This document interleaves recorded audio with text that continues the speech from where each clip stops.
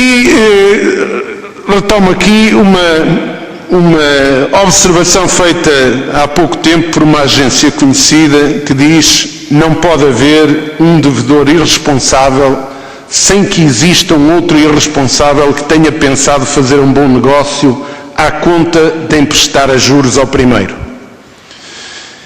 É bom lembrarmos que ao longo da década do euro, as economias que utilizaram esta moeda, a começar pelo alemão, se tornaram extraordinariamente sedentárias, ao mesmo tempo que outra parte, incluindo Grécia, Portugal, Espanha, Itália, se tornaram deficitárias.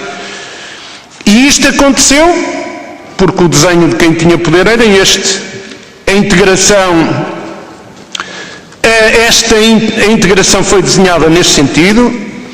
Abriram a Europa às importações asiáticas, garantindo para aí exportações de alta tecnologia, alargaram a União a leste, criando bases manufatureiras de trabalho qualificado e barato, e tudo isto criou as condições propícias para este descalabro em que agora a União se mantém.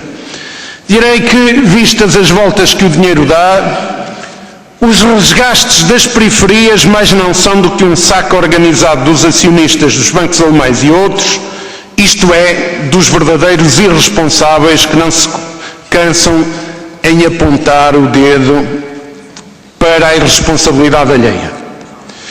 E posto isto, e telegraficamente enunciando algumas questões, eu direi: este ano que percorremos é um ano de empobrecimento acelerado e de retrocesso social e civilizacional. Há muitos atos da governação carregados de cobardia política, e este é um outro problema. Cada vez mais ausente participação das pessoas nas decisões, e veja-se a forma como o Governo tem tomado decisões na área da educação, na área dos cortes aos trabalhadores, em legislação que produz, portanto, a golpe da noite para o dia.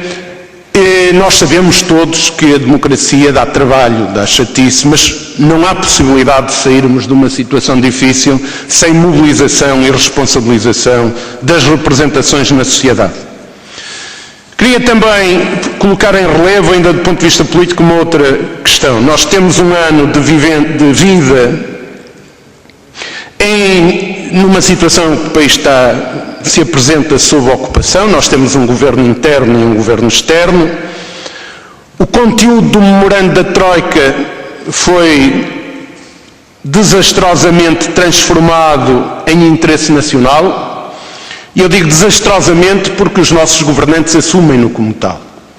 Até podíamos discutir como é que vamos resolver isto. O país teve que assumir estes compromissos, mas é um desastre quando a governação não parte, na identificação do que é o interesse nacional, não parte da realidade objetiva que as pessoas vivem e parte da afirmação, repetida até a exaustão, de que a receita que nos aplicaram é o interesse nacional.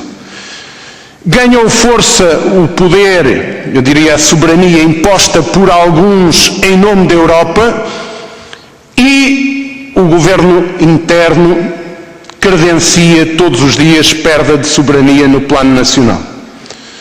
Os conceitos de legitimidade, legalidade e outros têm que ser retomados para um debate fortíssimo. Antes de passar a considerações rápidas nos últimos 4 ou 5 minutos, só enunciar que o Governo afirma como positivo aquilo que vê da redução do déficit da balança corrente, e nós achamos que isto está armadilhado, é esse o meu pensamento, o aumento das exportações, e há armadilhas complicadas e limitações grandes para o futuro, a afirmação leviana de que o déficit está controlado, olhando a situação da Europa e olhando a situação do mundo, não passa de um desejo, e não falar verdade em momentos de grande dificuldade pode tornar-se um grande problema. A afirmação do retorno aos mercados em 2013 segue a mesma linha, Mas há nestas questões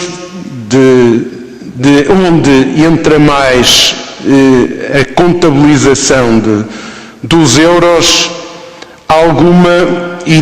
para onde pode ir a riqueza, alguma preocupação significativa. É momento de se procurar ver com atenção o que é que está a provocar o aumento do crédito mal parado, se há ou se não há nos relatórios dos bancos, nos seus balanços, alguma perspectiva sobre o que se pensa fazer a terrenos, a habitação que é devoluta ou que nunca foi utilizada. Que análises estão a ser feitas sobre isto? Se não queremos, de um momento para o outro, levar com alguma situação perigosa e vermos a nossa situação, a situação dos bancos portugueses em tanta ou maior, numa situação de tantos ou maiores problemas que outros que nos rodeiam. Para terminar mesmo, eu diria que nós precisamos de um grande combate em defesa do Estado Social. Não há democracia sem direitos sociais, não há democracia sem democracia social.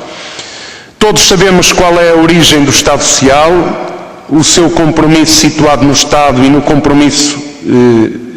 compromisso capital-trabalho, neste sistema capitalista em que vivemos. Em relação ao desemprego, tem que haver, não pode ser de outra forma, tem que haver uma revolta sobre a forma como está a ser tratado a vulnerabilidade e a ligeireza com que está a ser tratada a dimensão do desemprego em Portugal. E gostava de discutir convosco, apresentar algumas ideias sobre como resolver este problema e, acima de tudo, como criar emprego, porque é possível criar emprego. E é possível criar muito emprego desde que haja um pouco de utilização da riqueza que existe e desde que cuidemos de aumentar essa riqueza. Uma grande preocupação em relação à legislação de trabalho, porque desde 2003 nós vimos numa mudança de refluxo, numa mudança profunda, que é um refluxo histórico. Mas assistíamos a um processo que era, progressivamente, iam-se introduzindo leis que retiravam, passo a passo, pouco a muitos para entregarem a muito poucos. Durante muito tempo, reparem, senhores deputados, por exemplo, neste pormenor. Nos últimos anos, era quase impossível, na discussão de qualquer lei, não observarmos o seguinte: a diferenciação na proposta em relação aos trabalhadores jovens e aos trabalhadores menos jovens. Isso já desapareceu. Porquê? Porque há uma resposta para os jovens? Não. Porque a destruição dos direitos é de tal ordem que aos jovens está apenas reservado a negação absoluta da esperança e de perspectiva do futuro. Já não há diferenciações na legislação. E este último pacote laboral que infelizmente o Presidente da República promulgou é uma desgraça. Trata-se de uma forte transferência de poder para os patrões e, portanto, não nos admiremos que não haja diálogo social e diálogo social que produza o que quer que seja, porque o desequilíbrio das posições dos atores é de tal ordem que não pode produzir coisa nenhuma, e uma brutal transferência de riqueza das mãos dos trabalhadores para os grandes detentores do capital. Eu procurarei participar na análise destes impactos, mas era interessante, inclusive nesta comissão, que deve acompanhar naturalmente os resultados das políticas que são aplicadas, ver quantos dias de trabalho gratuito se está a oferecer por ano.